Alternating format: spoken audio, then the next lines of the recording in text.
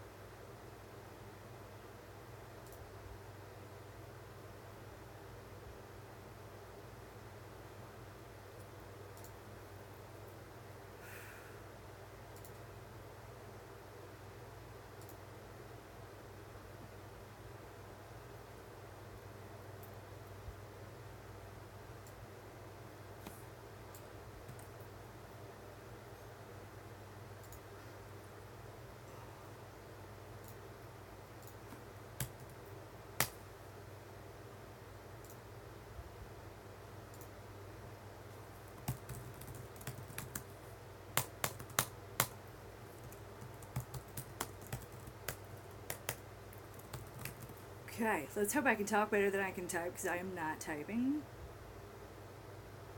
with clarity. This is amazing. It's gonna be fun.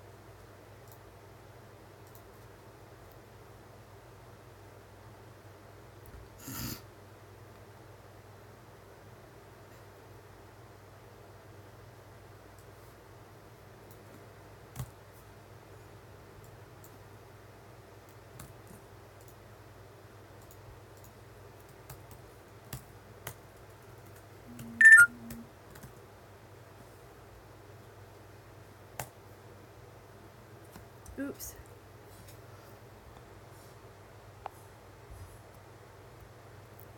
Okay.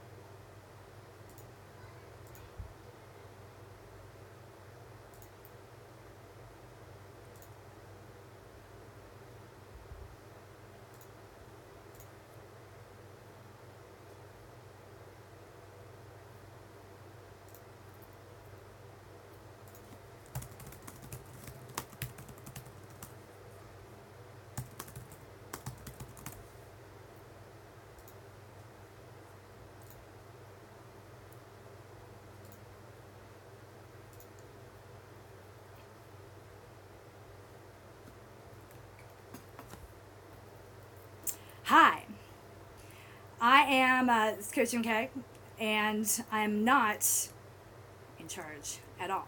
Excuse me while Coach Sarah and I get the audio going behind the scenes that we need to capture so that you guys can have this in podcast form in the next day or two.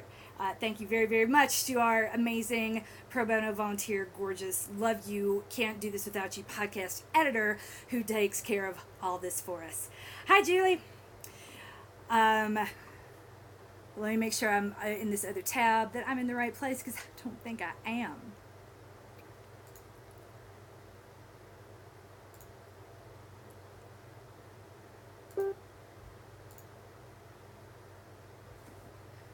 And let me shut this door too. It's gonna be fun.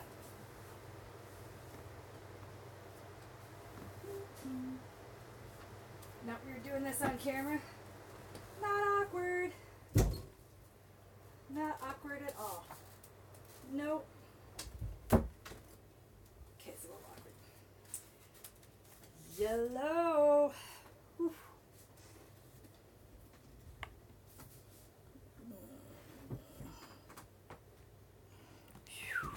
Here we go. I survived. Thank you. I love this shirt. This was another random Poshmark find that I was a little too excited about, but I'll take it. This is Coach MK, and I'm just waiting on Coach Sarah and our recording equipment because we've got new fancy stuff, which is how you know we're going to screw it all up. And I apologize for that in advance. Thank you. I like these earrings too. I've been, it's been a rough couple weeks. Particularly this past week has not been awesome. And the way that I soothe myself when I can't possibly do anything about a situation, I can put on things that sparkle. So that, I think I even did a mantra about that once, like just make it sparkle. Sometimes it's all you can do. And that's exactly what I did. I've been laying on my couch with a abdominal bandage / brace, big sparkly earrings, and really sparkly shoes for the past week. And it's been epic as far as I'm concerned. So...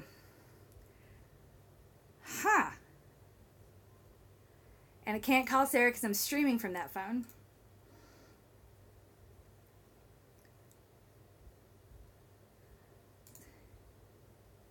Sarah, where are you at? Oh, here it is. Poor Coach Sarah.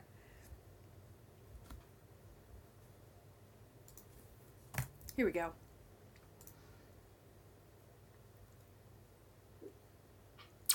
Hi. Hi. Let's see if that works. Here we are. We are here. Okay. Awesome. Yes. So I really think, I love that email that came in, by the way, that was so kind. And I think that this person is correct. We absolutely do need to refer to you directly as the amazing Coach Sarah from this point forward. Oh my God. I saw your text and I was like, that's so sweet. And I hadn't read the email. And then I read the email and I was like, oh my God, I'm going to cry. I mean, when you're completely out of your comfort zone in a brand new career. It made me really, really, really happy. Like, that stuff, that's important, right? It's important to know when you could be better. And it's important to be self-aware enough to understand, like, sometimes, you make mistakes. But it's equally important to be like, hey, by the way, that thing that you do, that shit's fire. Keep doing that. So, thank you. Like, you know, it's this whole idea of, like, you should never need any praise. It's just abusive nonsense, right? Like, it doesn't hurt to tell people, like, hey, by the way, this was really good, thanks for that, or really liked that. It's awesome. But as content creators, it's hard for us to know what you like, because some people, I mean, hate watching is the thing, and I'm quite sure. Oh my God, absolutely. I never want to assume that we don't have any of those. So we don't know what works and what doesn't, and what lands and what doesn't, without you guys telling us. So right. We really appreciate you telling us. So, and we just got a nice note before this. I'm hitting the record button. Do it. Are you? I'll go ahead. Hi, this is Coach MK, and welcome to our weekly session of Ask Away with Coach MK. And Coach Sarah, I can't see I'm pointing at her. Did you freeze, Sarah? And Coach Sarah. Oh, there you are. The amazing Coach Sarah. Sorry. The amazing. I have to start referring to myself. You know what? And you know what I should probably do is not say sorry right after I say the amazing Coach Sarah. Do you think that might improve it a little bit? I'm just saying, don't make me laugh. It hurts too much. It hurts a lot, actually. And that was hilarious. Oh, my God. Yes, you are the amazing Coach Sarah. I'm so sorry. It's all good. It's worth it to be sitting up and doing this. I missed it last week. You know what? I'm really honored. It was fun to watch you. And it was fun. You too. I really wish that you were here. I'm broadcasting. You're welcome to come in, but we're streaming. Hi. Hi, Mama. Hi, I love you. Can I have a quick kiss? And then you're wearing, okay. Is it ballet time? Are you dancing for everybody? Okay. Can you shut the door, please, on your way out? And then I'll be down really quick, as quickly as I can. Bye. Yay! So Ryan's going to be in here soon for her habitual Sunday night good night as well. Well, my mom and her sister. She's grown accustomed to that. She really likes it. It's fun. It's always cute to see her too. And when you look back on this, it'll be like, oh my gosh, and she was so little, and to hear her voice it changes. It's like I go back in one of the very first videos I have of me demonstrating strength to anyone. Shiloh had just been born, and yeah, it's freaky. God, super short strength circuit number 1 with Shiloh. Yep. I remember those days. Yeah, she was so little. It's amazing. And this week, when they came home last night, after me having 4 amazing days of healing at home all by myself. And when they wandered through the door, and she was just like, hi, Mom, let me show you this. And picked up a book and pretended to start reading to me. And I'm just like, it's too fast. It's all too fast. Oh, my gosh. Seriously. We just got this big book of Frozen stories at the library yesterday. And Roz just like, during this insane dinner we just had with a very wild 4-year-old and a 10-month-old as well as Roz just kind of like at a certain point she was like, I know how to perform the calm kid role, and she just went and like plopped herself in a chair with her Frozen book and was like, she said that read my Frozen stories out loud. Oh no, she didn't say that, but she fully said it with her entire body. She was just like, I know where my bread is buttered. This is the time where I get to impress everybody with my, like, amazing calm kid skills. And their parents were like, is she like this all the time? We were like, She is milking the situation for everything that it's worth. And she's doing an amazing job of it, we won't lie. She's doing great. Oh, my gosh. We give her a lot of props. No, totally. But she loves her Frozen stories. So she sat in a chair and read herself Frozen stories out loud. Situations were meant to be milked. That is we tend to like present it as a really negative attribute, but I'm kind of like, that is actually how lemonade is made, this past week, if you would have asked me like Totally. what that 4-day period was like, I would be like, it was kind of like a Russian novel. Specifically Oblomov. Oblomov is by Goncharov, and it's a famous novel that's like 900 pages long. It's like on the list of world's longest novels that you totally don't need to read, right behind War and Peace. And most of it takes place, he's in bed.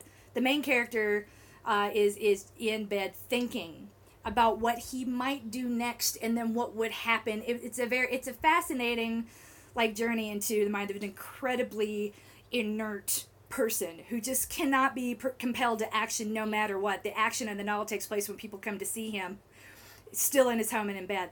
And that was kind of my week. Like, there was a bag of cookies, and when I got home, someone told me that our new housekeeper had made a big batch of cookies, and I was really excited about those cookies, and I was also high as fuck and could not get to them because they were in the kitchen, and that was really far. So I'm sitting there on the couch dreaming about those cookies. I'm like, I'm gonna get to those cookies. You know what I'm gonna do when I get them? Eat all of them. Breakfast, dinner, they're in a bag. I'm on the sofa, and I just fantasized about this for what had to have been like an hour. It felt longer, though, because pain pills. And then my husband has all of the sitters and all of the friends that he knew were coming over. He has them all, like, he texts all of them because that's how he is, and I love him. But he's like, make sure she doesn't eat cookies. They the housekeeper missed the memo about celiac and gluten, and they're probably like, she cannot not afford to have a reaction healing from surgery. And so I'm getting all these maxed. It felt just almost like the universe coming at me. Don't eat the cookies. Don't eat the cookies. Those cookies are dangerous. And I mean, I'm down like 16 texts in a row like the cookies are dangerous, and I'm like, damn it. So all this thinking and dreaming about like what I'm gonna do to cookies, and then like I'm still like, all of this happens, and I'm still in the same spot on the sofa. The dream is dead, and now I've got to go like Goncharov on it and come up with like a brand new dream. So that you got to milk a situation. I just came up with another thing to milk. Like, I can't move. Why not eat all the cookies? What else am I gonna eat that could be in a bag on the couch? So I'm all for milking situations. Roz is all about milking situations, and one day I'm going to tell her that story, and she's going to love it. Totally. Oh my gosh. Well, should I ask you the questions first? Questions? Yay! We're first going to take away. Did you remember last week, by the way, there was a question someone had sent me on Messenger, and I think I copied and sent it to you, and I can't remember if you addressed it in last week's broadcast or not. I don't remember that. About the lanes? I don't remember getting a question. No. Let's do the question about the lanes. I did not address it, so do it. All right, well, here, I'll read it. See, let's hear the Coach Sarah answer. So I apologize for the delay here, but if you guys come at me not through the Ask Coach form, quite frankly, I'm lucky if I remember it and I find it. My husband and I, he just opened up his email for the first time in 2 weeks, and he was like, over under what the email's context would be, and I'm like, 2,200. And he's like, oh my God, no, you get way more email than I do. I'm like, what? He's like, yeah, you get massively more email than I do, which I find incredibly hard to believe. It evidently is true. So if I get, even my husband acknowledges that I get hella email. So, no shade whatsoever. Just like the fact that I remembered this thread, picked it up and tossed it over here. Sorry you didn't get the answer last week. But hey, you're getting it. There we go. So the question was, Facebook Messenger is kind of a mess. I've had to start telling people not to send me Facebook Messenger too. And it's not that we don't like it. It's just like that it's a tough format, because if you send it in a moment when I can't sit down and respond, it's hard to mark it on as unread. Exactly. Even in the business inbox, it's a little bit easier, but then that dings you, right? If I don't answer it in the business inbox, it's like, you took too long to respond. This really hurt your average. We could improve your time if you were to buy this software. And I'm like, oh, come on, Facebook, stop. Like, it's, I don't, quit messing with my average. I'm good at my job. It shouldn't have to do with like how quickly I can drop everything to respond when someone sends a question through Messenger. But I digress. So I'm getting ready to turn that functionality off both of the websites. But when this comes to Messenger, it's not that we don't like you or that we're mad. It's just the one of the least inefficient ways to catch us, because sometimes even on my BlackBerry, and yes, I still use a BlackBerry. I'm twitching over here through a BlackBerry, so BlackBerries do great things. But occasionally, it's a flaw in the Android software that if I acknowledge something or mark it as unread, it will then, in the native application, mark it as read. So I might have something as unread in my phone that is like 22 screens down with all the email that I get. That's marked as unread on my computer, and if I don't sit down at my desktop for 3 days, I might not get that notification to come back to that thing. So that's the flaw with Messenger, and that's why it might take a while to hear back from us if you come at us through Facebook Messenger. So we apologize for that, but that is why. It is what it is, and we can't make it better. So the more you can be in the forums and in the Facebook groups, or coming at us with, I mean, if you email us, it will get to the queue for the weekend for sure. Messengers is a real good way to get lost. So the question is, and we're going to test the amazing Coach Sarah. The amazing, which is... Ready. I love it. Hit me with it. Hi, Coach. This is in a video, I'm sure, and I am really sorry, but I cannot find the answer to this question. What's the definition of the lanes in Rebuild? I've been winging it and want to see if I can change lanes.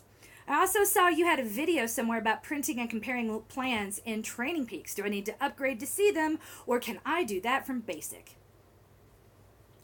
Okay. All right. Coach Sarah is ready with an answer. Do it. The answer to the first question...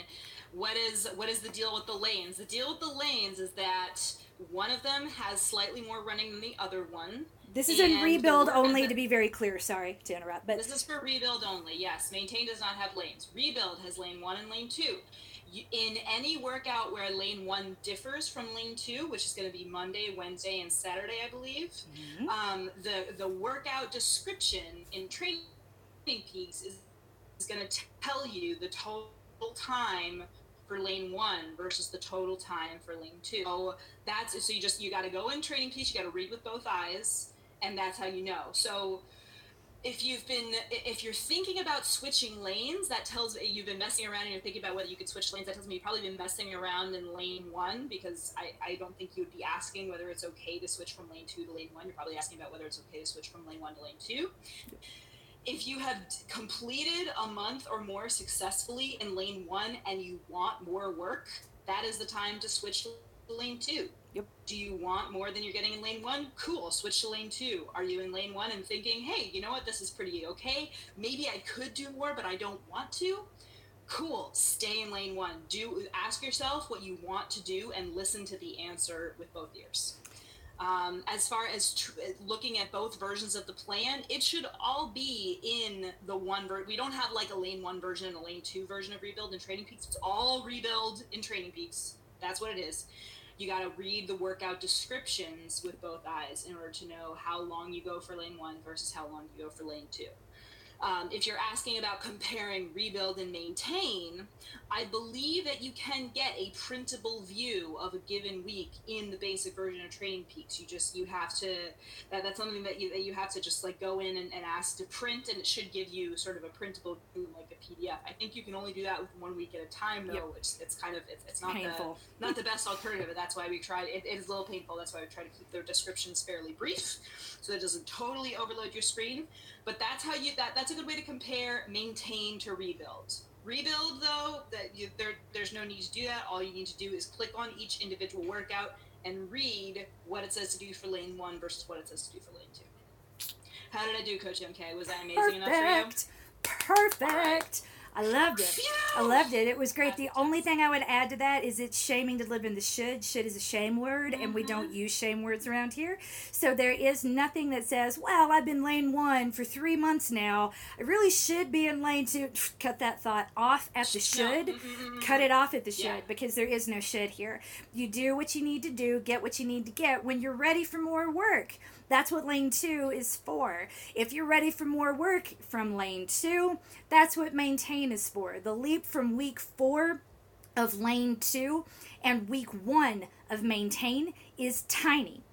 The leap from week 4 lane 2 Rebuild And week 4, maintain, is huge. So once we get in maintain, I give you some instructions on how to approach each week. Because, yeah, jumping all the way into week 4 in the first week can be really, really intimidating, but that's not what we intend for you to do. It's all a process of meeting your body where it's at, finding more work, and getting more work when you're ready and you need more work, but not, I think I should be doing more than what I'm doing right now. Do or do not, there is no should.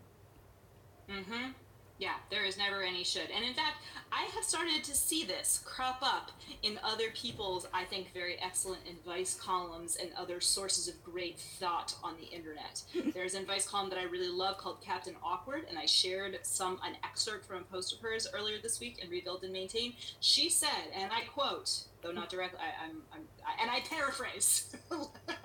She said, and I paraphrase, when I get a question like this, and this is a question about relationships, I usually look for the word should, and that's where I get my first clue as to where the answer begins. Mm-hmm. And I was like, Coach MK says that. It is so true, though. It's so true, and we do not use that word around here. It is, what do you want? What do you want to do? Yeah. Because if you're coming in to maintain and you need more work from that, I am totally happy to talk to you, but your name probably rhymes with Shmuley, and you have an ultra coming up really soon. I'm really excited about that one too. Because I gotta say, I don't have a lot of one-on-one clients, and I'm not taking on more at the moment. I just don't have the bandwidth to do it well. And there are periods when I wouldn't say I go dark, but the client would probably describe it that way. Like, she just wasn't, and it's easy, like, in the past few weeks, like, oh, she's with her family, they're on vacation, she has a cancer scare, she had whatever, and it's probably easy to sit back and think, like, I've checked out, and I'm never entirely checked out. This is why I get so many emails all the time. But there had been, in this particular instance, and this happens a lot, I'm waiting for something. I know what I want to say, but I'm waiting for the opportunity to say it, and that has to come from the client, because if I introduce it, it becomes a should do, right? But when I'm waiting for that cue in the client log of a day where in this particular case, it was a day where Shmuley was like, oh, sorry, I got a little carried away on the downhill with in a workout that's called Cautious Downhill Surges. And that was the moment I'd really been waiting for, because the past few times she'd done this workout, she had been to the letter and been very cautious in her approach. This time she fucking flew, and I'm like, here we go, here's everything I have to say about that, and I've been wanting to say for weeks but didn't want to push you sooner. So this is an observation without judgment when I say that you've been very conservative, and that observationally, like, every choice you've ever made is the right one. What now that you went out and you chose to have a little fun with it, I want to introduce this idea of seeing what you can do on race day, because you've never really done it before. You've been playing conservative and smart for a really long time, and really, what's the worst that can happen? So it's going to open up the door for a couple more interesting conversations that we can have in the final few weeks before this race, which I gotta admit I am super excited about, because that moment where, I mean, I get tingly just like I'm sitting here with cold chills, with someone else's performance. These are the moments that I live for. These are the moments that really make all of this so exciting and so cool. I'm less worried about, like, the client thinking, like, she isn't earning her money. Not that this person would approach that this way anyway, because one-on-one training isn't cheap. But it's knowing the person well enough to know, like, if I say this now, it's a bad coaching cue. That's not going to lead to the outcome, because it'll be my voice in their head saying, well, you really should, and everybody has enough of that. Right. As opposed to the desire coming from here of, I think I could, and I'm like, yeah! Yes! Which is where we're at right now. So I yesed so hard when I got that email, I hurt my stitches, and it was awesome. Oh. So we're gonna take it. So it was a great day. It was despite being in bed with my fabulous earrings and my sparkly shoes, I got some sparkling emails too, and that made it a really amazing day. Thank you for being a part of that, Shmuley. No pressure. Yay, Shmuley! Woohoo! So you want to take the rebuild questions, Coach Sarah? Let's do it. I'm so excited to take the rebuild questions. We have 4 questions in rebuild. I will go through them in order. Wait, want me to ask you the questions? Oh, please. Yes, go ahead. Go right ahead. I just turned off the survey, so we're not accepting responses anymore in rebuild. Go ahead and ask. Yeehaw! Well, I figure this way, like you can focus and be kind of like, because you're always so good at being all over the place in each of the windows and saying hi when Jennifer Wolf comes in, hi, and saying hi when like other people come in and taking over like the Twitch feed. So I just wanted to give you the opportunity and be like, well, I will watch this screen at least while I will underachieve. Yay! Underachieve until we get to maintain, and that's all you. Yay! So question 1 in rebuild. Starting here, I'm going to put in the stream marker for Susan. Wait, where'd it go? Ah! That's the wrong one. Sorry, I thought I was ready. Here it is. Rebuild. I totally misspelled it. We're going to blame the pain pills. Here we go.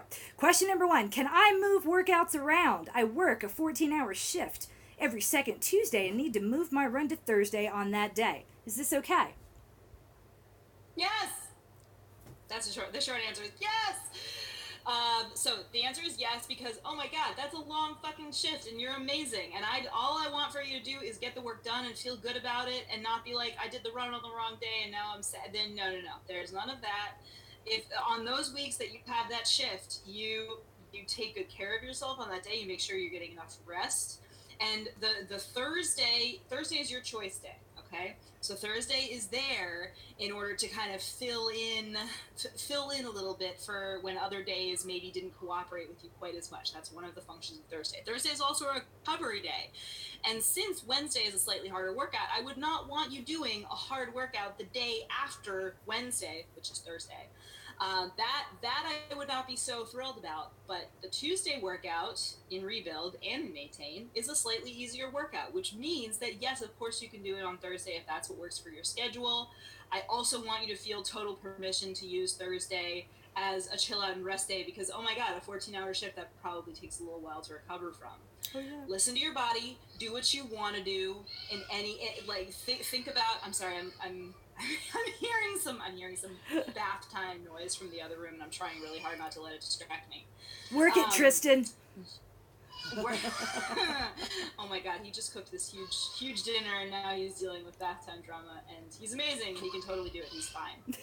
I swear he is. Anyway, short answer is yes, you absolutely can do this. What we want you to do is think about this sort of in the way that we do, which is as long as you're never doing 2 hard workouts back to back. Can you hear? Are you hearing this coming from a microphone? Yeah, I know. This is a really good microphone, so That's amazing. In case, just in case Chris is editing this out and people are listening in the days after and they're like, why are they laughing? He described to you. Every time I laugh, it hurts so much. And this is just hilarious. I'm falling apart over here. Get him, Roz. Oh my god. She's giving him hell. Oh, we had this coming. We had it coming. It's been a really taxing afternoon. So I apologize if everybody is hearing that and is distracted, and I apologize if everyone is not hearing that and cannot understand why we're both laughing. It's better when the little girl waddled in behind her dad when he was talking about the problems with North Korea. This is just great. Oh my god. That's right. That video was so amazing. Yeah, I love that. Oh my god. I love that someone who's working a 14-hour shift every second Tuesday is running, and wants to fit in all of the workouts. That makes me really, really happy. I want that person to do what they need to do to be happy and feel good, and not what I don't want. Okay, here's what I don't want. What I don't want is for you to work a 14-hour shift on Tuesday, then do the workout on Wednesday, and then wake up on Thursday and you're fucking tired because 14-hour shift on Tuesday, hard workout on Wednesday, you wake up on Thursday, you're like, ugh, I really should do this workout. No. If that's how you feel on Thursday, then what you should do on that Thursday is just rest and recover, and then don't worry about it. And the following week, reassess. You know? Yep. No, just because you do something in one given week does not mean that that's what you have to do every week. So let it be a true your choice day, and really like be real with yourself about what your body needs. Just to put it in terms that tend to stick in people's brains, because words can do that this day and age, think of it as permission rather than a mandate.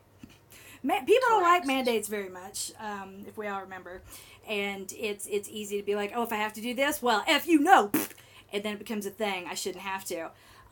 Versus, so if you feel good, great, you've got permission to go do the workout you didn't do on Tuesday. If you don't, whatever, we don't make up runs, keep moving forward. Every choice you make is the right one, and because only you really know what's going on. And frankly, missing a workout here and there doesn't impact the outcome, unless because we're not in a training cycle with the clock ticking and a limited amount of time, which means limited amount of improvements that we can make between here and race day. And when you take all that pressure off, all you really got to do is keep going, and that's really way easier. And then you look back and see, like, not like in a very nihilistic, nothing really matters, but rather the things that we worry about are usually the wrong things.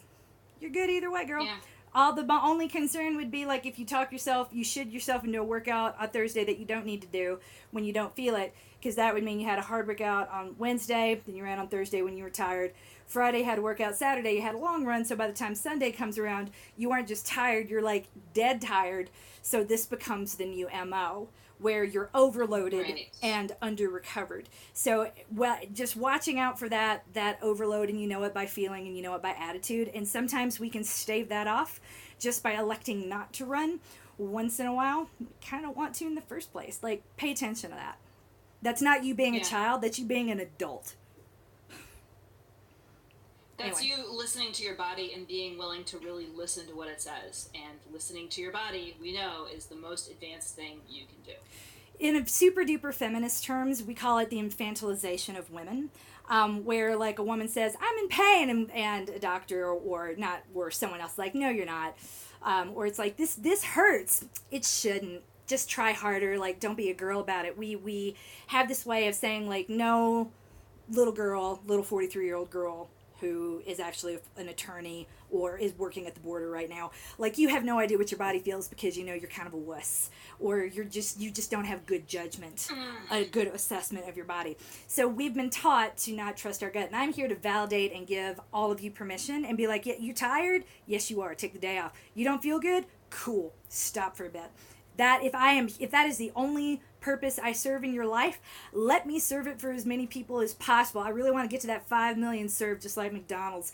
I'm going to give all y'all permission to, like, supersize it when it comes to relaxation, because you know when you need it. Don't second guess it. You're probably not being a wuss by choosing to sleep in a little bit later on a day when you've had a 14-hour shift the day before, or not do the run when you've had a 14-hour shift the day before. Trust your gut. Your gut's great. So are you. And I love all of you. Sorry to interrupt you, Coach Sarah. Ready for the next question? That was a perfect dish, and I'm ready. Yes, do it. Can I add strength programs to my run? Otherwise, I tend to skip it. If I do, should I do it before or after my run? So I wasn't sure how to interpret this question exactly. And what I think the person means is, can I like attach the assigned strength and rebuild directly to the, so okay, it means one of two things. It means, can I attach directly assigned strength and rebuild to the run, like do them right next to each other? Or it means, can I add other strength that is not the strength assigned and rebuild to my run? I think it's the first one, but I'm going to try to answer both. If indeed it is the first one, can I attach the strength to my run? Can I do them both at the same? Can I do them both together, one after the other? The answer is yes, absolutely. That is mostly what I do, because while I'm still sweating, while I'm still in my workout clothes, I want to get it all done. I want to maximize the production value of that shower. That shower is my one shower, and I want to get the whole job done. So I really like it when I can do the strength right after the run. That is always fine. And so the question is, should I do it before or after the run? This is a situation where there is no should. There is, which one do you want to do? Which one are you more likely to always do? Which one is more likely to happen because you like it better? whatever one it is, that's what you should do. If you know that doing it beforehand is going to make you feel good because, okay, it's done, it's over with, now I can just go enjoy my run and not have to worry about strength later, cool, do it beforehand. I used to do that. I want to say 2 training cycles ago, that was my MO every single day, and it worked really well for me.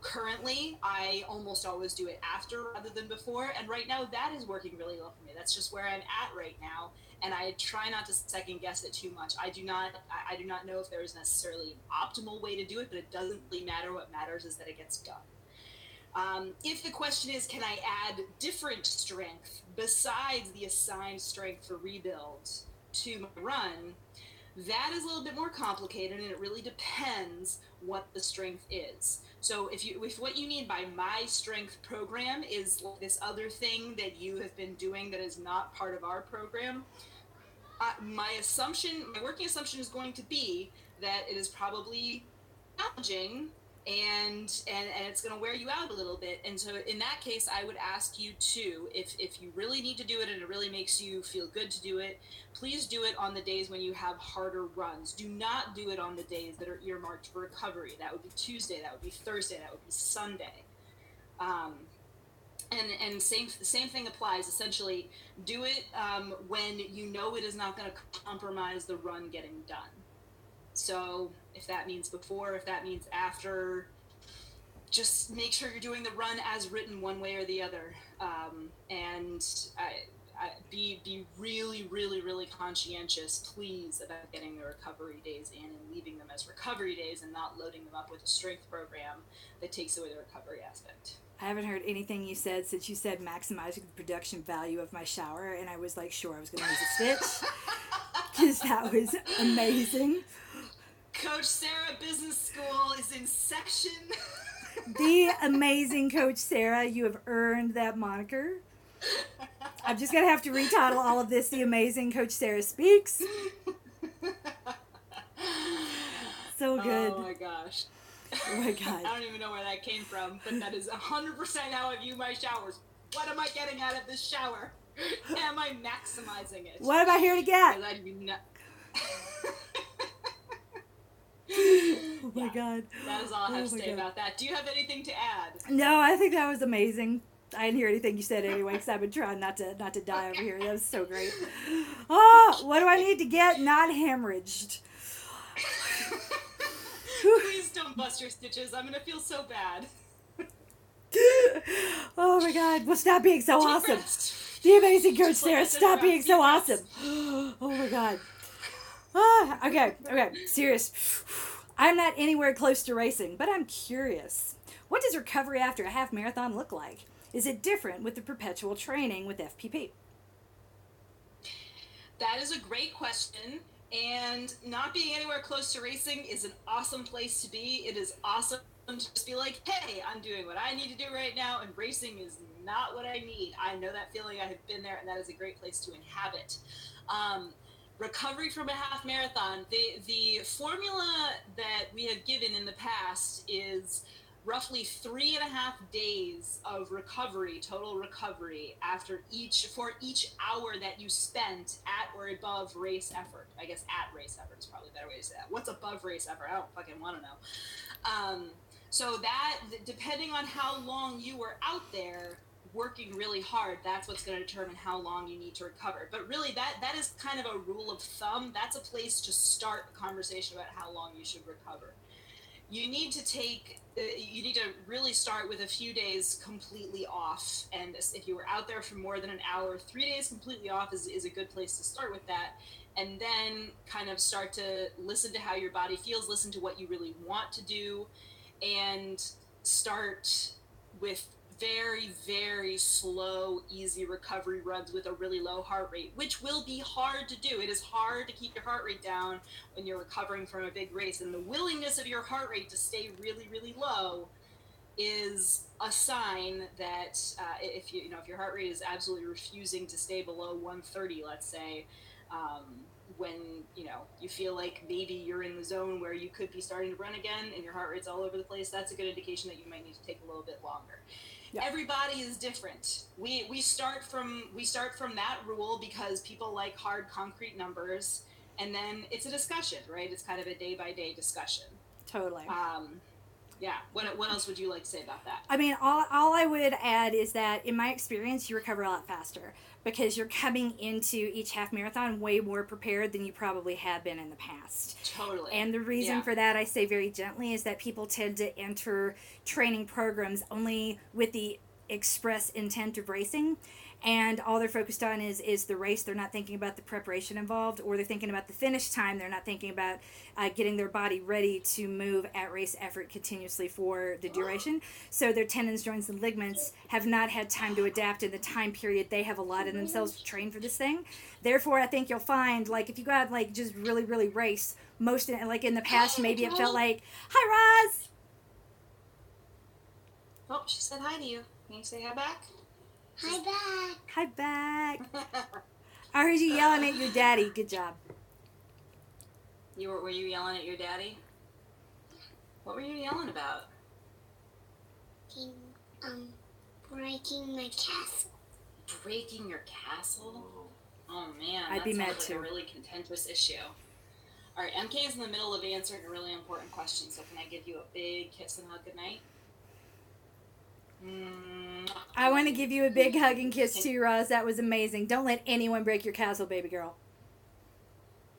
Did you? She said, "Don't let anybody break your castle." Can you say goodnight and I love you to everybody? Mwah. It's very temporary. Okay. Did you hear that? Oh my God. Oh yeah. All right. I love you so much. Good night. Mwah. See you tomorrow morning. Okay. Yeah. Let's go. You can keep answering whenever you want. Oh no, that was it. Pretty much. I still want to miss any of the glorious stuff she says. Oh my gosh! And Tristan just turned on the light for me. I had no idea that was even a possibility. Look at me now. Oh, I'm all bathed in light. there you go. He bathes your child. He bathes you in light. It's just way to go, Tristan. Oh my gosh. So yeah, He's doing an amazing job. To make sure we don't go too far off the reservation and too far over time, because trying to be cognizant of how long these get. So yeah, no, that was all good. I think you'll find that you recover a lot faster. People tend to be sore for several weeks when they are not in perpetual training or perpetual running mindset. I mean, they say they never really stop, but everybody totally stops, and it's totally fine.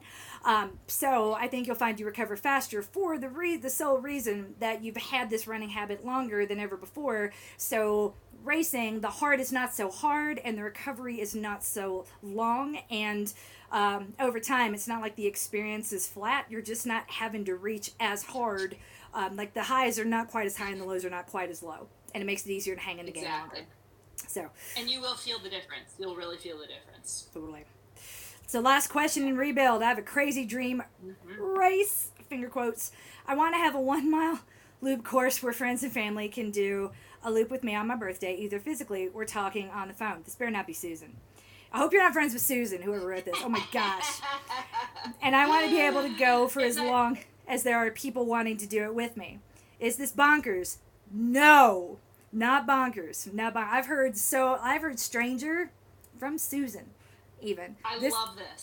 This doesn't even register, sorry. Would I need to be in 3 days at the fair shape to accomplish it? So, the answer to that last question is probably a little bit more complicated than you think, because what does it mean to be in 3 days at the fair shape? It can mean different things for different people, and it all depends on what you need to get. So first of all, I completely agree with MK. This is not bonkers. This is actually adorable, and I don't mean that in a condescending way. I mean that in like an I love this, and I love that you want to do it, and it makes me really happy, and it gives me the touchy-feely, warm fuzzies to think about it. Yeah. Like you running around a loop with all your friends and family and people on the phone. That's amazing. Like, I want to participate and live stream it and, like, send Sarah down there to do it. Me too. Yeah. Oh my God, me too. Me too. That sounds so great. 3 days of the fair shape. I mean, that really all depends on what is it like. Do you have a number of loops in mind? That's kind of important to know. There was an interesting moment at 3 days of the fair when I was jogging around the loop with Susan.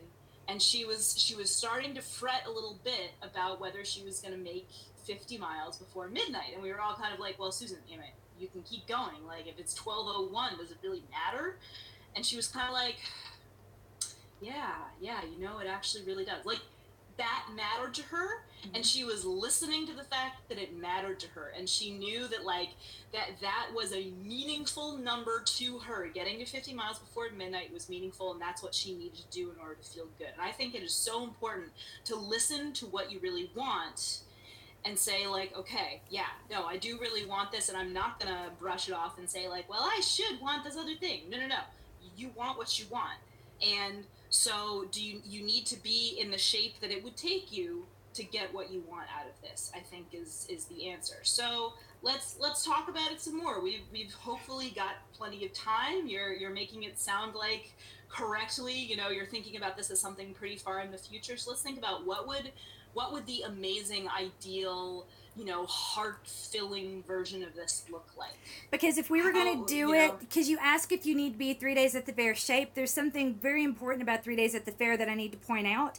And that's, if we're going to do this, then I would say that 3 days at the fair rules need to apply. Remember, when I showed up, I was like, what are you guys doing? Get out of the sun. You're sunburnt. You're heat tired. Like this, if ever, because you can leave the course, take a nap, and come back. Now is the time to do that and come back when the worst part of the heat of the day is over and it's cooling off. Like, do that. Like, I would have been, if I had been there earlier, I would have made everyone get off the course and nap from like 2 o'clock until maybe 6. And then be like, now get back out there and keep going. You're going to have more juice than if you wait until you're completely exhausted, walk around in the sun for hours, and then wish that you had napped sooner. You know what I mean? So it's being strategic about your time. It's a very different type of 24-hour event. It's one that you can stop and start with no one really caring that you've jumped out or minding when you've come back in. So if we're going to do this, like, then let's say, you know, because this person, I'm always hesitant to say names out loud, but this person I know lives in Texas, and the person who asked this question. So if we're going to do this in Texas, then I think that, again, some of those 3 days at the fair rules would have to apply. Then we could be cooking with Crisco and say, you know what, part one, it's a 24-hour race, and part one of the race goes from 6 in the morning, because I've got friends on the East Coast and family in Paris or whatever, and we'll continue until 11 and then take a break for Australia to wake up, and then I'll start again when they come online at like 3 in the afternoon. Or something like that. Like, if we really got people involved, this could be a super duper fun thing, but we don't want to exhaust you in the process, because you'd be surprised how an idea like this can snowball, especially because it's a really great idea. So no, you don't have to be in 3 days at the fair shape. We just need to be really cautious about the parameters that we throw out there, because it's not about needing to move. Like, when you say let's do this and it sounds great, you might not be counting on needing to move continuously for 24 hours, and that could really easily happen. So let's talk more about the infrastructure than we do your fitness level. Yeah, agreed. But this sounds really cool, and I'm excited about it. I can't wait to hear more. Yay! So yeah, reach out. We want to talk more about this, for sure. And that's it for Rebuild. That's it for Rebuild. Whoop, all whoop. right, let's turn the tables, and I will ask you the maintain questions. All right, I'm throwing in the stream marker, and I'm sure I didn't spell that correctly. Woo! Yay, pain pills. You are crushing it on pain pills, I have to say. You have been just like a fount of links and ideas and takes and everything. It's just like, it makes me feel really good. It makes me feel really good. It makes me like, okay, MK is MK, and MK is in bed, and therefore her brain is on fire, and it's all coming at me. It's awesome. When my body can't move, my brain overcompensates. So we are not like making jokes about being high, for example, though I have, and I apologize for that, and I mean to be overly sensitive, but I have a different biological makeup, and I didn't realize this until I spoke to somebody. Like, opioids don't impact everyone the same way. I'm guessing I must be part of that type that doesn't get addicted to them, because I find them very annoying. I can't, they make my eyes cross, and I just don't care about things. I'll be like, I misspelled that, whatever. That's fine. That's good enough. So it's like that part of my personality is like, and that's good enough. It just extends into places it wouldn't normally go, you know? Mm-hmm. So it's like, I just sent Sarah 27 texts in a row. She'll read them what she can. It's fine. You know? And I will, and I get it, and I love it. It's amazing. But that's like, so like right now I'm typing this and I'm like, I didn't spell that right, whatever. That's, you know, it is what it is. Listen, I I make typos in my texts all the time now, way more than I used to, and I'm just like, you know what, I'm sorry, my brain is working too fast to like go back and correct that one word that's like came out or whatever. I just can't do it. I don't have. I would rather keep going. You know what I meant. Yes. Exactly. Did the meaning come across? Then whatever. Like the integrity, the message is not obfuscated. Clear your brain. So yeah, I think I'm one of those lucky chemical makeups that can't get addicted to this particular type of opioid that they had me on. I found it more annoying than anything else. That like one would make me a little cross-eyed, it made me a little tired, and it made me just like not care. But I'm already good enough at kind of not caring that I don't find that state of mind addictive. Though I absolutely see how it could be problematic for an incredibly anxious person that does not know or doesn't have the backing in their life to give, you know, two big fingers up to things that stress them out. So, with that acknowledged, I apologize if anything I've said has come across as insensitive, but hashtag pain pills. Hashtag pain pills. Let's get a question in you with some pain pills. Do it. Hi. A couple days ago, Coach MK did a Twitch video on the relationship between your easy effort pace and your 10K pace and setting realistic goals. Okay, really the morphine. The idea. For the record, the morphine had not yet worn off when I did that, so I actually was every bit as impaired as I seemed in that video. Sorry for that.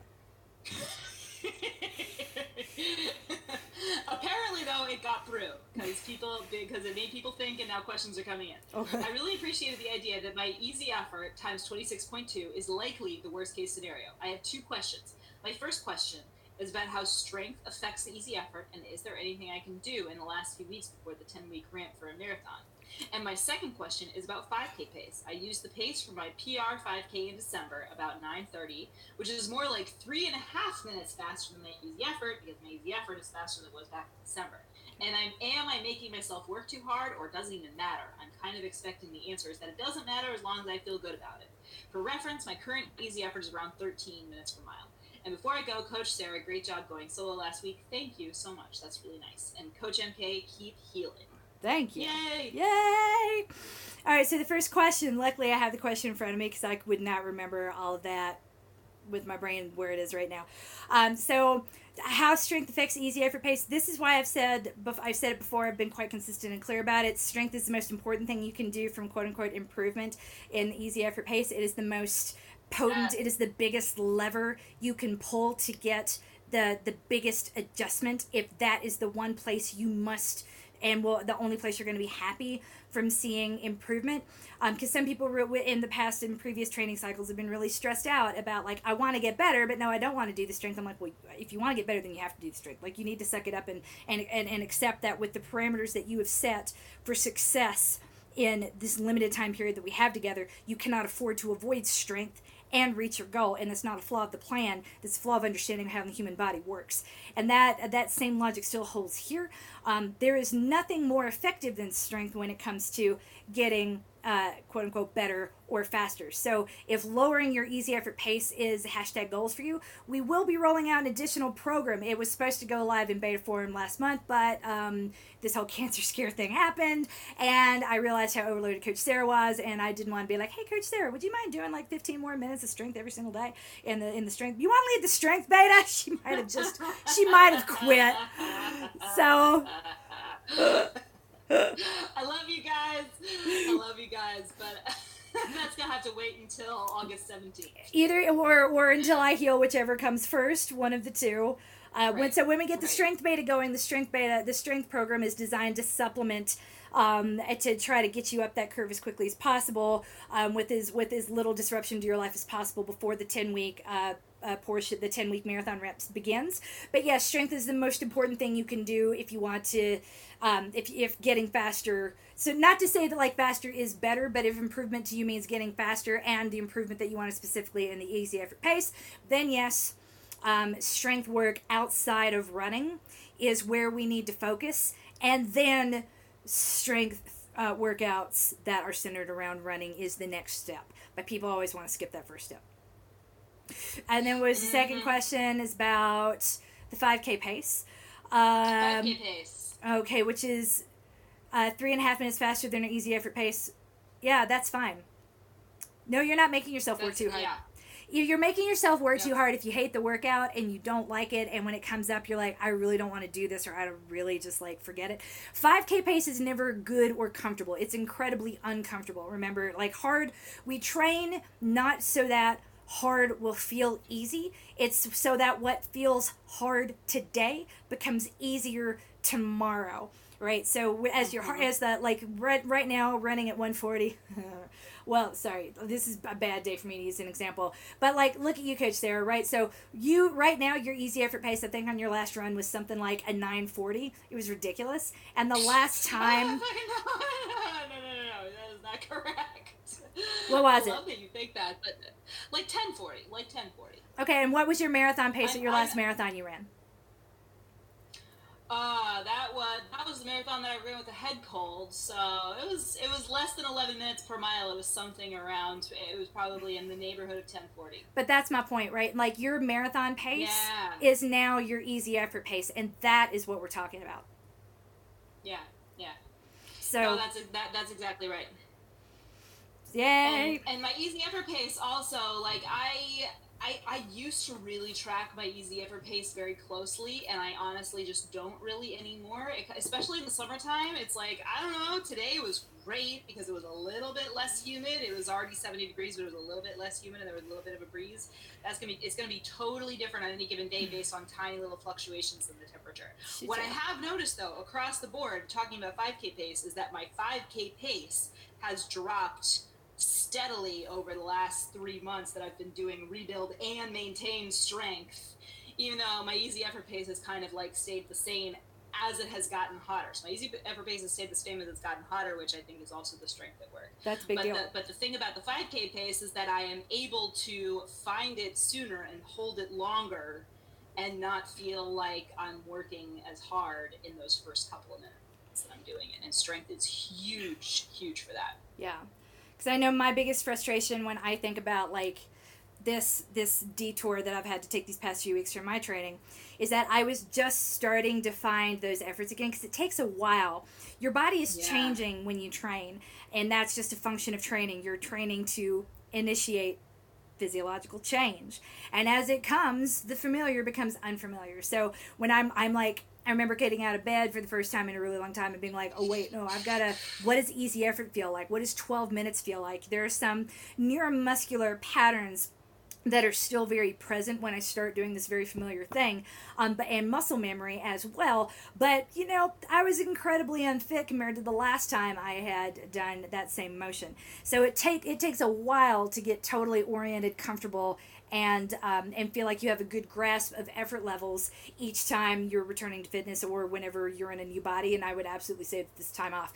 You know, it's not to be like 2 weeks off and you're starting from scratch, but 2 weeks off, it's going to take a couple weeks again before I feel like I'm back in command of those effort levels of all the gears that exist above easy effort.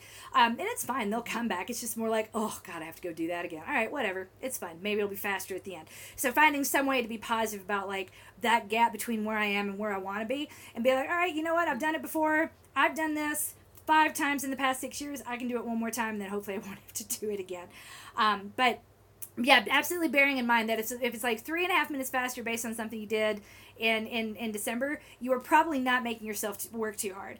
If like you had stopped training for like 4 or 5 months and then you come back and you're like, I think, oh yes, this is my 5K pace, or not even 4 or 5 months, let's say it's a year, and then you come back and coach asks which 5K pace, and you hand them your PR 5K pace from December and neglect to mention that you really haven't been running since, that is misrepresentation. And then you are definitely overtraining. But that's so common. That's what people do. Well, you asked my 5K pace, and it's my 5K pace.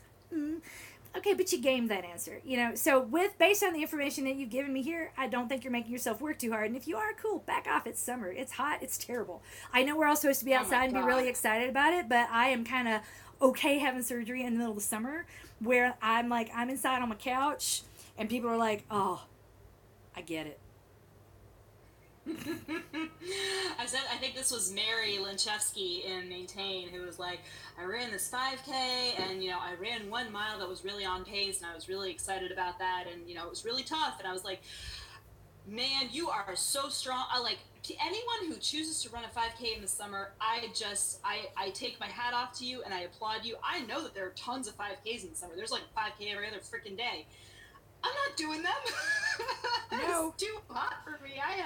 I'm like, no, thank you. I can't. I don't want to. Oh my God, before this happened, my coach was like pushing me. She's like, no, I think you're ready for a half. Go do a half. I'm like, no. She's like, no. You're in a good place. Let's go see what you got. I'm like, no. Ow. I was like, Tia, I love you. You're an amazing coach. I love working with you, but I am not racing in a Colorado summer. But she's like, oh, we're going to need something before the fall MK. And she's totally right. And I'm kind of being a baby about it. But I'm like, well, I don't want to do any of these hot races. They all start at 8 o'clock in the morning. 8 o'clock in the morning? What the hell is with that? Right. I'm done with my run. For the race, at least give me 7 o'clock. At least give me 7 o'clock. I live Don't my look at me life like that. so I'm out of the shower, done with my run by 8 in the morning when it's this hot outside. Oh my God. Yeah, seriously. Oh my gosh. This coming Thursday night, actually, I'm doing a 5K with Lisa Green, but we're doing it with her daughter Rosie, who's 10. So Rosie's going to set the pace, and dear Lord, I hope that Rosie is as reasonable as I know in my heart that she is.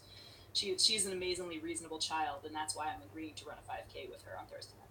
Oh my God. Keep us There's no posted other on that. circumstance in which I would do it. Keep us all posted. You Yeah. might need to go live a little bit with that too. But we've got 3 minutes left before we hit an hour. So let's do it. let's go. Okay, next question in Maintain. Could you make a post or form where we can put our fall races? Yes. I'm interested to see if others in the group are running the same race or other potential races and look at destination races. Just a thought. Thanks. The answer is yes, we can do that. Absolutely. We'll do that in the Facebook groups tomorrow. Perfect. I think that's the answer. The answer is yes. The answer is yes, it shall be done. Great question. I Love love it. Okay, next question. I have a quarter marathon race on the calendar for Saturday. Should I substitute this for my long run? Would it be better to run long on Friday or Sunday instead? Okay. First of all, quarter marathon, that's not something you hear every day. I kind of love that. And the answer is really, I love that too. it depends. So with the word should always kind of kicks in that there is either you have feelings about it that don't need to exist, or you're asking what's optimal with some goal in mind that isn't mentioned here. So if you are not in or utilizing the 10-week marathon ramp this week, if you're not in that ramp already and you're not entering that ramp like in the next week or so, then sure, go ahead, do the race and don't worry about the long run. Just get right back on it next week. If though, like you've got a marathon coming up, then then we were like, okay, well, we really oughta. It would be in your best interests to do the long run, try to get the long run in too, depending on how far away the race day actually is. So, because we all know you probably should not be doing a race YOLO in that 10-week marathon ramp. Like, come on, guys, it's 10 weeks long. Work with me here. I've made this as small as I possibly can. Say no in the window. Say no in the window. Ow, don't hurt my stitches. This is your chance. This is your chance to have a really good reason to say no to all the summer 5Ks. Yeah, man. Don't be like me. Say no to the summer 5Ks. Don't do a Thursday night summer 5K. But if you've got if you're not in the 10-week ramp and you've got no other events coming up, then shoot, yeah, go for it. No, don't worry about the long run and don't make it up. It's great. That's why we do this. Mm-hmm. We do this to be fit enough that we Exactly. can race whenever we want. Not saying Exactly. I'm never going to be like, yeah, sure, you can do a 5K every weekend and every other half too, because some people I've met people who race way too much. Not every you should not have a race every weekend. That's going to be shaming to live in the should. That's going to catch up with you really quickly. That's a whole lot of race effort.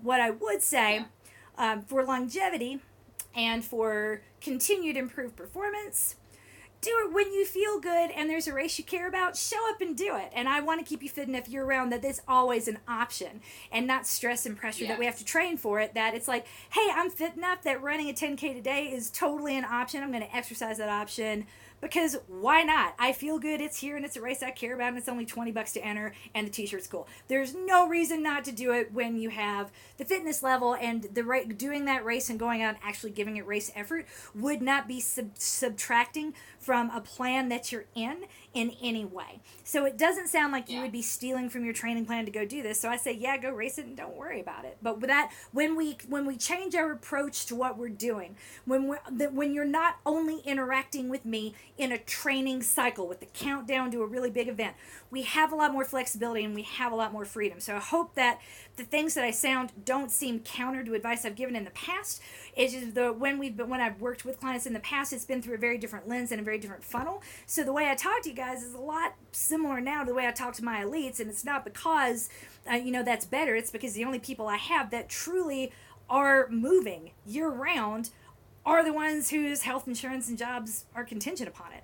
And there's something something to say for that consistency of year round and always having a base. Then you can do whatever you want, and there's no pressure ever. So I remember living with that very briefly. I mean, it was not months and months. It was a few weeks while I was exiting a relationship. I lived with a sub-elite runner, and I just remember thinking, like, gosh, if I could be almost as fast as her and not care about getting faster, I could get all my race entries for free. I could run with the fast people. I could probably get free shoes. How cool would that be? So I'm looking at this, like, what would have felt like giving up to her was like #goals for me. And I never forgot that. Like, you could be, because to be winning and not know it, she was eaten up and really consumed by what she saw as her inability to get faster to break through to the next level. And I saw so much beauty where she was, because I'm like, if you could just turn off the part of you that cares, you could relax and really enjoy where you're at. And I'm sure we are all that person to somebody else in some aspect of our life at one point or another.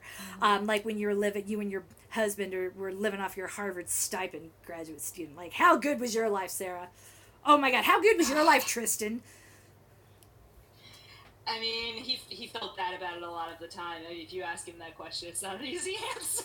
Oh no, and I hope he doesn't. I get that it's sensitive. Like I remember the first few years of my marriage was the first time I'd been, living on another person, and my husband was very clear, we're a partnership, and I'm like, he's like, you are pulling your weight. I wouldn't have my job and my career if you weren't doing what you're doing right now.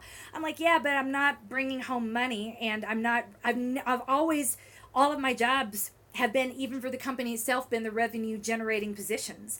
I've never been an operations person that is just seen as quote unquote overhead. So it's a weird bucket to be in. Everything I do is overhead. I see how this could go sideways really quickly. If marriage could truly be hell if you're married to the wrong person who is reminding you that you're overhead, even though you're actually facilitating their family and career too. So I say that not to demean you, Tristan. I just I feel like I learned this little piece of information this afternoon while I was filming another podcast with Coach Sarah. And it's an interesting podcast. I get excited when that comes out later this week, because you learn all kinds of things about Coach Sarah that I did not know up to this point. And we're just going to have to call it everything you didn't know about Coach Sarah. You're welcome, maybe. Yay! Yay.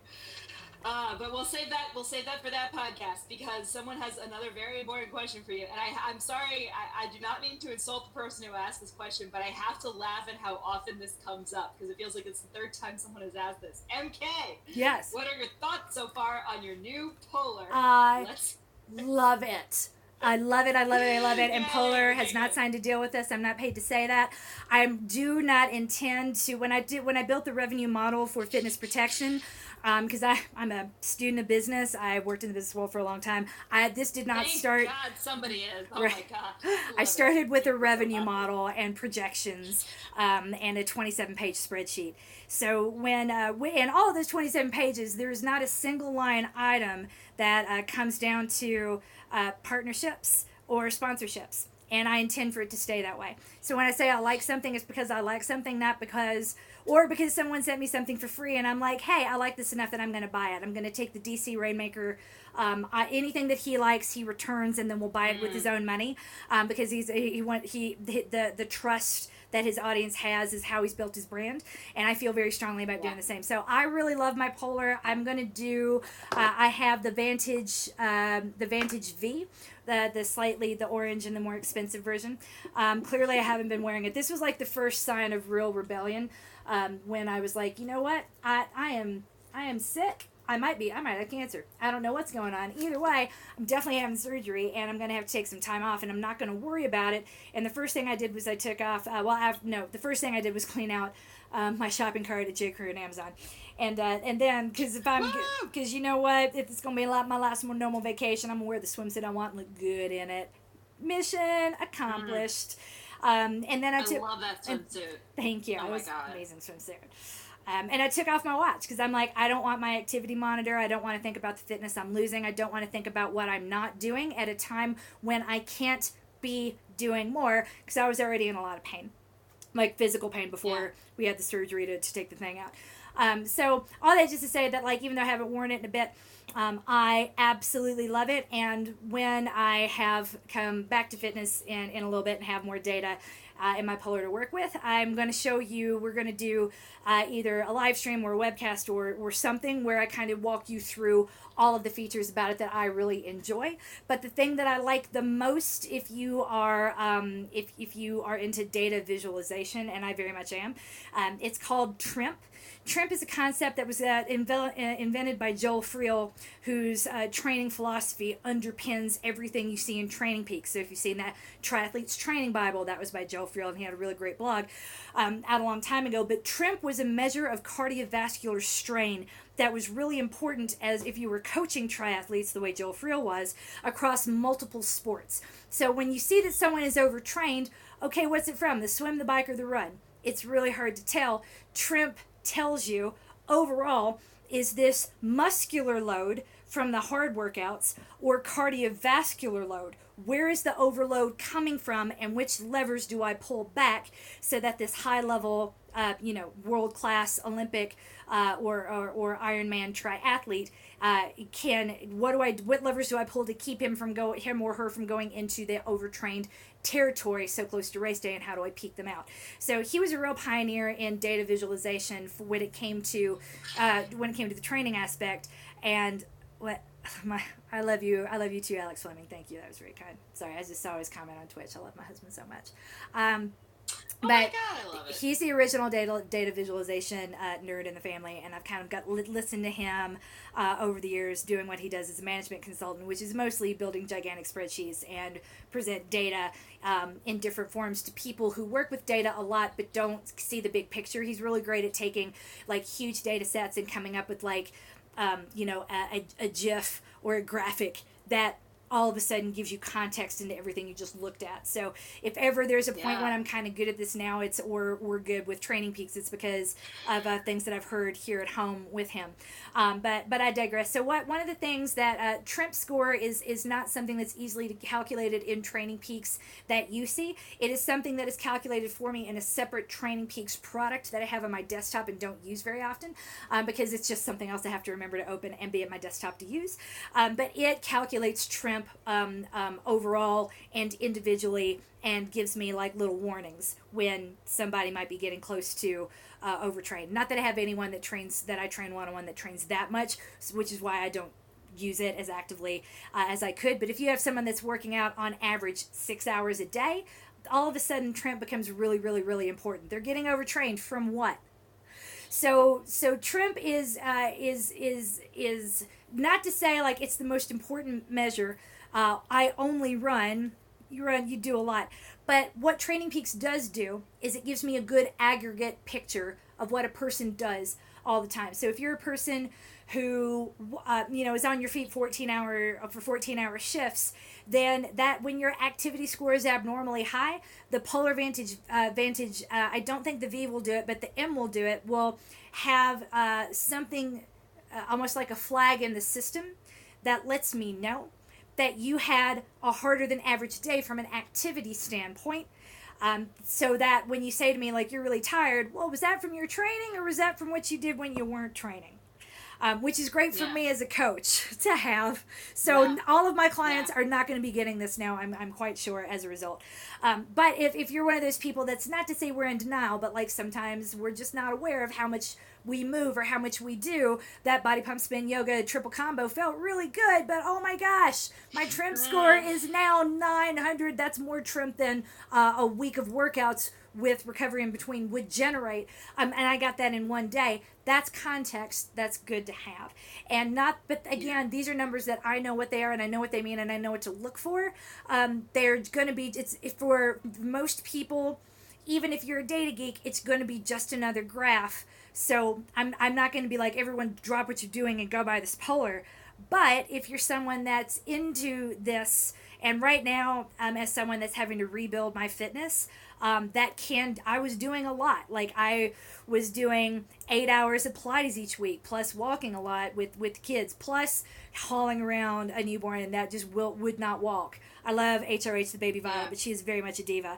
And then on top of that, like I wasn't accurately measuring my activity, plus all the running, plus running with a couple of my friends around here. I wasn't aware of how much I was doing. Then I got the Polar, and then I started seeing my trim scores and was like, whoa, gosh. In Training Peaks, if I had opened up that second, because I don't train myself the way I train a lot of my runners, if I had opened up that second platform, my trim probably would have been screaming at me.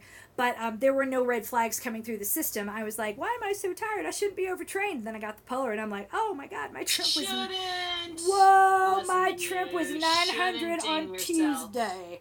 Yeah, because, sometimes we're just not, when it becomes your normal, you're not aware when things aren't abnormal, right? Like lobster in a boiling pot. So that's that one feature alone is why I like the Polar. If you are like, I think I want the Polar Vantage V because of power, I would strongly recommend you get the Stride instead. Stride, STRYD, the Stride Pod. I have one. My athletes bought one for me as a gift when Violet was born, and it's wonderful. And again, it's just another data series that you're going to have to look at, but you need to understand power and its relationship to effort first before go learn Training Peaks before adding power to the mix, because that number is a good guide when you know when it's relevant and how to use it. Otherwise, it's going to be like pace. It's going to be another singular data point which only tells you things in relation to other data points and how you synthesize all of it together. That's the story, not the perfectly perfect data point. Does that make sense? So if you really want to have power, go get power. Don't if you want to just justify the purchase, I will help you justify the purchase of this really pretty orange, very expensive watch. At the same time, and it really has blown my mind and been worth every penny. At the same time, if that is out of your price range, I wouldn't say it's more useful than my Polar M430 or my Polar M400. Only in the respect that I've been very close to overtrained with all the stuff that I've been doing these past 6 months, and seeing my trim score was what made me not feel so bad about it anymore. It's like, oh, that's a reason, and that reason is not that I suck. That's huge. Yeah. But I don't know that this would, I can't promise that that trim score will have that same effect on everyone who wears the Polar. It's understanding the numbers, if that makes sense, which... Right. Not to argue both sides. Well, if you don't understand the numbers, it means you're stupid. But I'm really good with math. You can argue it any way you want. Buy the watch if you want the watch. I love the watch. That is why I love the watch. But I still wear the chest strap with it. Yeah. Well, we've talked before about, and I think we're going to do this in the next few weeks, we're going to do a webinar with a webcast of MK teaching us a little bit more about Training Peaks, and we're really looking forward to doing that, because I know that I definitely have a lot, I've learned a lot about coaching and exercise physiology, but you kind of need to take almost a whole separate course on Training Peaks. Training is its own language, it does data in its own way, and I'm really, really excited for MK to get in there and break some of it down for us. So look for that in the next several weeks. Totally. We get a minute. And I will explain that the way I do things entirely to it. and the way that I do things is not necessarily standard. Like my understanding of the numbers and my relationship between the numbers. If I were to sit down with a whole bunch of, like I said, the coaches, or someone that just completed Training Peaks University, I'm sure they would take me to town or take me to task for some of the things that I say and some of my perspectives. But my perspective is always filtered through the lens of the client, the athlete, the in person. And I have a couple of elites, but I have a whole lot of people who aren't, especially this one. So pointing to myself right now. So with that in mind, that what I look at and what I look for is probably not what other coaches look for, or do. I actually had a client say this to me recently, that we worked together one-on-one several years ago, and she made it very clear when she left that she thought I hadn't earned my money. And it was, not a terribly fractious breakup on my end, because I was like, I know that, like, this person, if you have not worked one-on-one with a coach before, you don't understand how much work I do actually do, and how much, and back then when I was just getting started 5 years ago, how much more work I did per person while I was trying to learn, while I was trying to get my techniques down, while I was, still like super, overly eager to please and to prove my mettle. And it was very satisfying when this person was like, yeah, by the way, I was a real dick to you, and I'm so sorry. I had no idea how much work you did. Why didn't you say anything? I'm like, would you have believed it? Like, no one works harder than I do. Like, you were never going to meet a coach that does the things that I do. I'm the coach I wanted to hire, not the same coach you're going to find out in the market. And it really is true. So just take everything I say, take it with a grain of salt when we do this. When I show you how I use Training Peaks, I'm giving you some of the best practices to keep you motivated moving forward. It's not going to be a lot of the same coaching cues that you would get if you bought the Triathletes Training Bible, written by Joel Friel himself. And if you want to do that and not listen to me, I totally feel you. The man invented the system, but he does not teach people how to coach. That's right. That's right. And coach, like, good information, solid facts, and coaching cues are not always the same thing. In fact, it's true. Coaching cues have to do some work to get the facts to come across and pop in the way that they need to in order to be helpful. So that's where we come in. I'm thinking of every single person who ever gave me the advice, just be yourself, where we would give it to a whole room. Hey, Wharton students, just be yourself all the time. That's what you have to do to succeed. Just be you. And then I'd be like, hi, my name's MK. And they're like, not you. You don't ever need to be yourself. Ever. Let's talk, and I'm going to make a list of all the things you need to not do. You need to not be yourself if you want to make it anywhere. But now, looking back over the context of my life, I'm like, where I'm making a living now and where I feel like I'm making a difference is being 100% MK, even 110% myself all the time. That said, this would not have been the path to success 10 years ago, and the current path today is made possible by my husband, whose job provides health insurance for our family. So, and that I hope the day never comes where I need to not be myself again in order to succeed. But really great advice. Be yourself. That looks good now, but it would have been real stupid 10 years ago, and there are plenty of other times when it would have been stupid too. A good coaching cue would have been to sit me down and say, like, okay, you need to be yourself, but don't do this, or this, MK. And it's really obvious when you walk into a room why you're not meant to be a banker, and everyone knows this but you. And it's okay. You don't need banking. Like, these are conversations I wasn't gonna hear and didn't want to have. But I digress. That's right. The difference between a good advice and good coaching cues. Here we are here to give you both and to reconcile the distance between that good advice, as well as executable cues that will get you closer to what you want to be, so that you can stay really excited about that gap between where you are and where you want to be, and see it as good things to come, not as a deficiency that you have right now. Woo! And cool work ahead. Cool work. Totally that cool. will make you feel good on a day-to-day basis. Whoop whoop. Whoop, whoop. We did it. We did all it. The questions. All done. Hope everybody feels you are coached, you are loved. Let's go win it the week ahead. I'm going to take another fistful of Motrin, and lie down while my kids proceed to ignore me because my mom is here. Yay! Milk that situation. Moral of today, everyone who is listening. And if you've been got listening, a situation that you could take.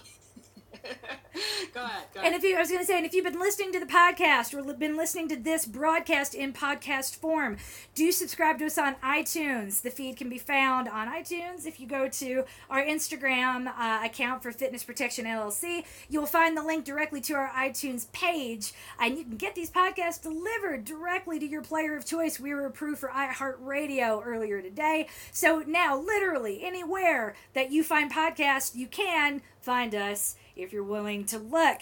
Do take a minute if you're appreciating that podcast to give a huge thank you to our podcast editor who's doing all of this pro bono, and none of this would be possible. None of what we're doing right now would be possible if not for this really amazing person doing a job that she threw at the end of a laundry list of things that she was like, well, I could do this, and I'm like, ugh. And I know this is not her career, and this is probably not really how she wants to be spending her time cleaning up audio and bleeping out my fucks and cleaning up all the crackle, but she does it, and she does it for free, but we could not do it without her because we just don't have, this service is so expensive. So if you like the podcast, she's so amazing. Take a minute, please, to thank our editor. She is amazing, and her name is Chrissy. We love her so much. We would be sitting on our hands waiting with all these amazing thoughts to do a long form podcast. And they would just, but where would they be going? They would be like evaporating in thin air. Because you know what, making the morning mantra. They're coming to you. Making the morning mantra super easy. Adding Sarah to the morning mantra, slightly more challenging. Having two people speak at the same time in different physical locations for a single audio track podcast, really effing hard. There are 2 layers of post-production to it. And this is why a lot of podcasts don't last very long, because you run into expenses really quickly. It's more than just having a fancy microphone. It's knowing exactly how to clean up and produce those sound files in the 4-step process required from start to finish. And we have someone doing all of that for us for free right now. And it's about roughly, I did a rough calculation, it's about $2,300 a month worth of work this person is doing for free. So even if you don't love the podcast, love what she is doing, and please, Chrissy, I want you to know how much we love you, and thank you for reaching out that day way back when. I know this isn't what you expected. This is not what you expected at all, and I'm sorry it's taking you down a different path, but this service is so valuable. It really, really is. I cannot say that enough. I'm so grateful. I'm so grateful that we're able to do this, and we are able to do this because of you. Yay! Your coach, your love. Let's go win it the week. I'll see you later. Woo! See you later. Mm-hmm. All right. The recording is done, and the files are doing their thing. Good night. Yay! I'm going to end the live stream. Love you guys. Good night. Okay.